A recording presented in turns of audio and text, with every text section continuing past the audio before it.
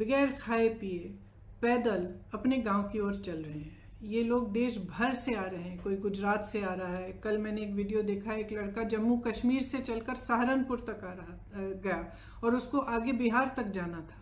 इसी तरह से आप सब ने देखा कि कई बहनें गर्भवती हैं, गर्भवती होते हुए 6 घंटे 8 घंटे कड़ी कड़ी धूप में चल रही हैं। कुछ लोग अपने बच्चों को गोद में लेके जा रहे हैं, कुछ टूटी हुई साइकिलों पर जा रहे हैं। एक और वीडियो मैंने देखा कि एक दादी दादा अपने पोती पोतों को उठाकर, इस तरह से दादाजी उनको उठाकर एक झूला सा बनाया था, उसमें उनको रख के उठाकर चल रहे थे। अब हम सबको अपनी जिम्मेदारी समझनी पड़ेगी। ये सिर्फ भारत के लोग नहीं हैं, ये भारत के वो लोग हैं जो भारत की रीढ़ की हड्डी हैं, जिन्होंने ये इमारतें बनाई जिनमें हम रह रहे हैं, जिनके खून और पसीनों से ये देश चलता है। हम सब की जिम्मेदारी है इनके प्रति, मेरी है, आपकी है, सरकार की है, हर राजनीतिक दल की है। इसलिए मैं समझती हूँ कि ये राजनीति करने का समय नहीं है। बहुत ही स्पष्ट हूँ कि हर राजनीतिक दल अपने राजनीतिक परहेजों को दूर करते हुए सकारात्मक भाव से, सेवा भाव से लोगों की मदद में शामिल हों। तो उत्तर प्रदेश की जो कांग्रेस पार्टी है, इसी भावना को लेकर जैसे ही लॉकडाउन की अनाउंसमेंट हुई, उसके अगले दिन हमने हर ज़िले में वॉलंटियर ग्रुप बनाए, जिसको हमने कांग्रेस के सिपाही का नाम दिया। इन वॉलंटियर ग्रुप्स के ज़रिए हमने हेल्पलाइन जारी करी हर ज़िले में, और दिन रात हम खाना राशन बांटने का काम कर रहे हैं। इसके अलावा हमने साझी रसोइयाँ खोली। उसके अलावा हमने हाईवे की टास्क फोर्स बनवाए, जो हाईवे पे जो चल रहे हैं उनकी मदद के लिए है। तो तमाम ऐसे कार्य हमारे बड़े से बड़े लीडर और हमारे ग्रामीण स्तर के कार्यकर्ता, हमारे ज़िला स्तर के कार्यकर्ता अपने ही साधनों से ये काम दिन रात कर रहे हैं। और इस काम के ज़रिए हमने अब तक 67 लाख लोगों की मदद की है। उसमें से 60 लाख के करीब उत्तर प्रदेश में ही हैं, और 7 लाख लोग ऐसे हैं जो उत्तर प्रदेश के बाहर फंसे हुए थे, जिनको खाना राशन की ज़रूरत थी और जिनका वापस आने के लिए हम कोऑर्डिनेशन कर रहे हैं। हमारी एक सेंट्रल हेल्पलाइन भी है, उसके ज़रिए भी हम लगातार दिन रात कोऑर्डिनेशन करते हैं। तो हम मदद करना चाह रहे हैं। हमारी भावना शुरू से सकारात्मक रही है और सेवा का भाव हो रहा है। इसी भाव से हमने अपने सुझाव मुख्यमंत्री जी को दिए, और सकारात्मक रूप से ही दिए कि देखिए, आपको ठीक लगे तो आप ये चीज़ें कर लीजिए। जहाँ जहाँ हमें लगा कि वो कुछ अच्छा कर रहे हैं, हमने उनकी तारीफ भी की, हमने उसका स्वागत किया, उन कदमों का स्वागत भी किया। कुछ समय से हम कह रहे थे कि यूपी रोडवेज की जो बसें हैं उनको प्रवासी भाई बहनों के लिए उपलब्ध करा दीजिए, ताकि उनको जो पैदल चल रहे हैं वो बसों में बैठकर बसों में बैठकर सुरक्षित तरह से अपने घर गांव पहुंच पाए। तो हम काफ़ी समय से ये सुझाव दे रहे थे, ये मांग कर रहे थे। जब एक दिन कई हादसे हुए, कई एक्सीडेंट हुए, और हमने देखा कि यूपी की रोडवेज की जो बसें हैं वो अभी भी सक्रिय नहीं हुई हैं, तो हमने एक मुख्यमंत्री जी को एक चिट्ठी लिखी कि हम 1000 बस को उपलब्ध करेंगे। गाज़ियाबाद और नोएडा बॉर्डर पर हम इन बसों को रोक देंगे, और आप अगर अनुमति देंगे इसके संचालन के लिए, तो जो प्रवासी भाई बहन दिल्ली और एनसीआर क्षेत्र से चल रहे हैं उनको हम इन बसों में बिठाकर अपने घर तक पहुंचा देंगे। तो अगले दिन मुख्यमंत्री जी ने ये ऐलान किया कि यूपी रोडवेज की 12,000 बसें हैं, इन्हीं का इस्तेमाल होगा और आपकी बसों की ज़रूरत नहीं है। तो हमने 17 तारीख को सुबह 500 बसें गाज़ियाबाद में खड़ी की थी, हमने उनको वापस भेज दिया।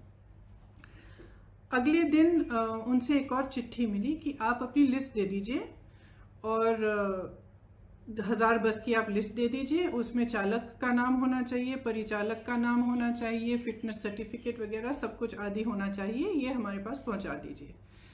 तो हमने उनको धन्यवाद दिया कि आपने हमें अनुमति दी है बसों को चलाने के लिए, आपको हम लिस्ट उपलब्ध कर देंगे। तो 4-5 घंटों बाद हमने वह लिस्ट उपलब्ध कर दी।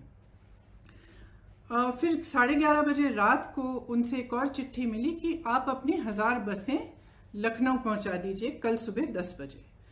तो इसमें हमने कहा कि देखिए, हमारी बसें खाली दिल्ली से लखनऊ जाएंगी।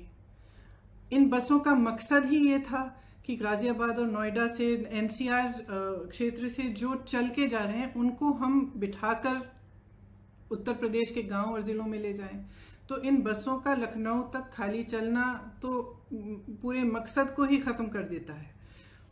तो हमने उनसे ये सुझाव दिया कि देखिए, हम गाज़ियाबाद नोएडा में इन बसों को तैयार रख लेंगे, आप परमिट दे दीजिएगा।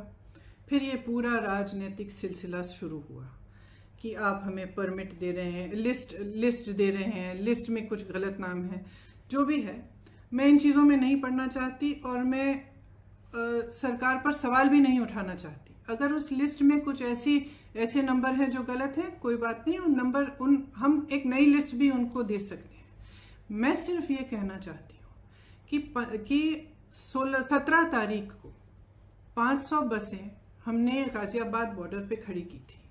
अगर वो 500 बसें चली होती तो कम से कम 20,000 लोग घर सही सलामत पहुंच जाते।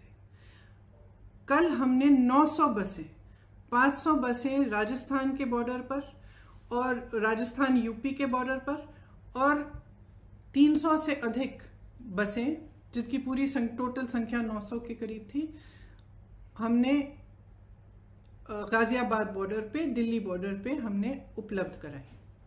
अब अगर ये बसें चली होती तो कल 36,000 और आज 36,000 लोग अपने घर के लिए सही सलामत सुरक्षापूर्ण रवाना हो जाते। लेकिन हम इस राजनीतिक सिलसिले में उलझे रहे। उन्होंने कहा कि लिस्ट गलत है, कुछ ये हो रहा है, वो हो रहा है, बसें हमारी पहुंच गई हैं। कल 4 बजे से हमारी बसें बॉर्डर पे खड़ी थी, उनको आगे परमिट, यूपी के जहाँ पे उन्होंने कहा था कि यहाँ पे हमें गाज़ियाबाद और नोएडा में 2 पॉइंट्स दिए थे, यहाँ तक पहुँचाइए, वहाँ जाने का परमिट ही नहीं दे रहे हैं यूपी के अंदर। तो बसें खड़ी रहीं, आज भी खड़ी हैं। अब मैं सिर्फ ये कहना चाहती हूँ कि देखिए, 4 बजे 24 घंटे हो जाएंगे कि ये बसें उपलब्ध हैं। अगर आपको इस्तेमाल करनी है तो इस्तेमाल करिए, हमें अनुमति दीजिए। आपको भाजपा के झंडे लगाने हैं, इन पे अपने भाजपा के स्टिकर लगाने हैं तो बेशक लगाइए, बेशक लगाइए। आपको अगर कहना है कि आपने उपलब्ध कराई हैं तब भी कराइए, लेकिन इन बसों को चलने दें। क्योंकि जब तक हम इस राजनीतिक उलझन में पड़े रहे हैं ना, जब तक आप अजीब अजीब से बयान दे रहे हैं और तमाम इश्यूज उठा रहे हैं, तब तक हम कम से कम 92,000 लोगों को घर पहुंचा सकते थे। और वही 92,000 लोग आज धूप में चल रहे हैं, उनके सामने तमाम मुसीबतों को झेलते हुए चल रहे हैं। तो मैं सिर्फ मुख्यमंत्री जी से ये आग्रह करना चाहती हूँ, हमारी बसें वहाँ पे 4 बजे तक खड़ी हैं, आपको इस्तेमाल करनी है तो आप हमें परमिट दीजिए, अनुमति दीजिए कि हम उनका संचालन कर सकें। अगर आपको नहीं इस्तेमाल करनी है तो भी कोई बात नहीं, हम उनको वापस भेज देंगे। हमने 3 दिन पहले भी वापस भेज दिया था 500 बसों को, हम वापस भेज देंगे। जिस तरह से हम लोगों की मदद कर रहे हैं, जिस तरह से हमारे लोग हर ज़िले में, हर शहर में, हमारे कार्यकर्ता प्रवासी भाई बहनों के और लॉकडाउन और महामारी से जो पीड़ित लोग हैं उनकी मदद कर रहे हैं, उस तरह से हम करते रहेंगे। हमें कोई परवाह नहीं है कि आपकी बसें हैं या हमारी बसें, हम सिर्फ एक सेवा भाव से मदद करना चाह रहे थे। तो मैं कहना चाहती हूँ अपने ख़ास तौर से अपने प्रवासी भाई बहनों से जो इस संकट में हैं और जो पैदल चल के जा रहे हैं, कि कांग्रेस का एक एक कार्यकर्ता, एक एक नेता आपके साथ है। आप उत्तर प्रदेश के जिस ज़िले से, जिस शहर से गुजरेंगे, हमारे लोग आपको मिलेंगे, आपको खाना उपलब्ध करेंगे, आपके लिए पानी उपलब्ध करेंगे, आपकी कोई भी सुविधा की ज़रूरत हो वह उपलब्ध करेंगे। हमारी जो क्षमता है उससे हम पूरी तरह से आपको मदद करने की कोशिश करेंगे और हम आपके साथ इस संकट में खड़े हैं।